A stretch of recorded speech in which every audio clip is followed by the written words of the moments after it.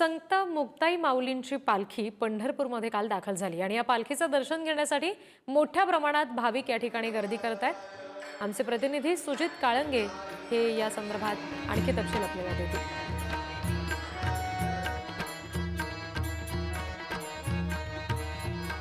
रामकृष्ण हरी मंडळी, सध्या आपण पंढरपूरमध्ये आहोत आणि पंढरपूरमध्ये काल मुक्ताई आई साहेबांची पालखी मुक्ताई नगरवरून जी आलेली आहे ती पालखी दाखल झालेली आहे आणि आता या ठिकाणी मुक्ताई मठामध्ये मुक्ताई आई साहेबांच्या ज्या पादुका आहेत त्या पादुका ठेवण्यात आलेल्या आहेत आणि त्या पादुकांचं दर्शन घेण्यासाठी या ठिकाणी प्रचंड मोठा वारकरी वर्ग आहे। तो वारकरी वर्ग रांगा लावत आहे।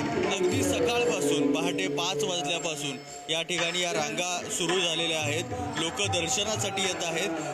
ज्ञानोबारायांची बहीण मुक्ताई आईसाहेब यांच्या दर्शनासाठी हा वारकरी इथं प्रत्येक वर्षी येत असतो।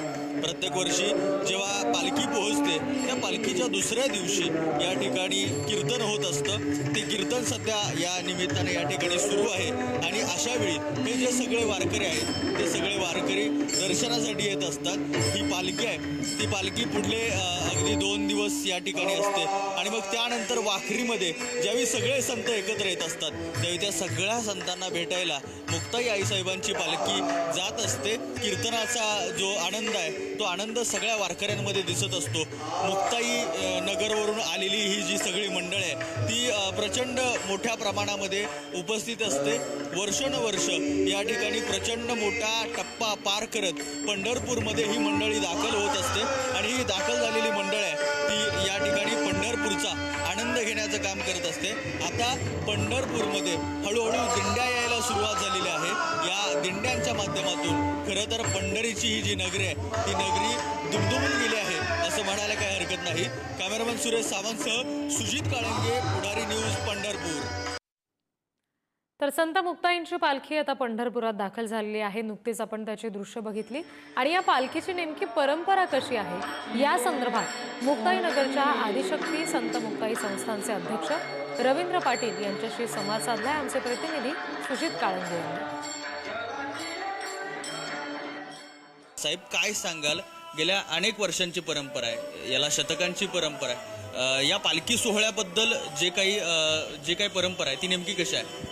रामकृष्ण हरी आदिशक्ती श्री संत मुक्ताईची पालखी 317 वर्षापासून पंढरपूरमध्ये विठ्ठलाच्या दर्शनार्थ आम्ही येत असतो। काल रोजी 5 वाजता पालखीचं या ठिकाणी आगमन झालं। परंपरेप्रमाणे हरिभक्त पारायण केशवदास नामदास महाराज जे नामदेवराचे 16वे वंशज आहे ते त्याचप्रमाणे या राज्याचे उपमुख्यमंत्री माननीय नामदार एकनाथजी शिंदेसाहेब, जळगाव जिल्ह्याचे मंत्री नव्हे तर महाराष्ट्राचे जलसंपदा मंत्री माननीय नामदार गिरीश महाजनसाहेब, हरिभक्त पारायण सर्व मंडळी यांच्या समवेत आदिशक्ती मुक्ताईचं या ठिकाणी आगमन झालं। सर्व पंढरपूरकरांनी त्यांचं स्वागत केलं। 650 किलोमीटर पायी चालत असताना सकाळी काकडा आरती, भजन, कीर्तन, नाम जप आणि संध्याकाळी कीर्तन करून वारकरी दररोज सकाळी 6ला आपल्या वारीच्या प्रवासाला लागत असतात। अतिशय चांगली परंपरा संत महात्म्यांनी त्या ठिकाणी निर्माण केली असल्याने आज आम्हाला अभिमान आहे की तीच परंपरा आमचे वारकरी मंडळी सांभाळत आहे। हे सगळ्या गोष्टी ज्या पंढरपूरमध्ये आल्यानंतर वारकऱ्यांना सुखावतात। चंद्रभागेचं स्नान आहे, 27 दिवसांचा प्रवास कधी गेला हे सगळे वारकरी विसरतात। तसाच हा युगे 28 उभ्या असणाऱ्या विठोबाकडे जाण्याचा प्रवास आहे। तर या संदर्भात काय गोष्ट आहे नेमकी की जी मुक्ताई आई साहेबांच्या या पालखी संदर्भात आम्हाला समजायला हवी किंवा त्याची एक परंपरा वगैरे?